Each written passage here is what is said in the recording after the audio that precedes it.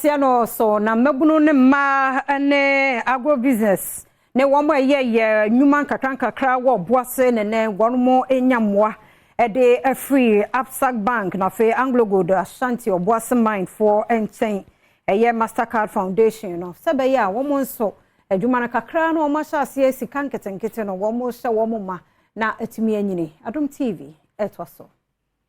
Gabriel Insia Asare, Ghana National Tailors and Dressmakers Association, ne fine wo Obuasi Zone 2 Dreamton eni, uko Medina CBN and someone with the twaso eni. Normal ye be here, a bit to say ye materials. Ye de ye jumano.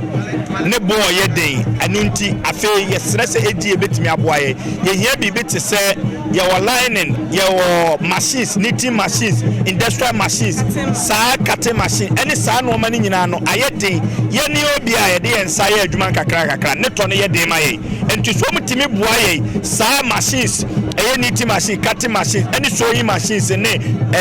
industrial no me free say e betimi aboa bibi te say ye fabric omo de brand ya ke bepe ye lining ye france ye varin ye de obian mu say ye staff no ke betimi aboa ye ama ye dwuma no so otimi atumpon ama ye hwe yetimi akoye nim aso betimi aboa ne say ye betimi afa nkwala ne bi ne ye treni wo mu no mu so otimi anya wo nsa no dwuma omo betimi de akobọ bra ama no ma ensem fata ne nyina akofom ama ye sika som so otimi akonanim na aboa ye say ye nya sa no ma na ye tax aye tuya ne ade nyina so betimi akoso ye ama oman no so timi akọ nanim aboaye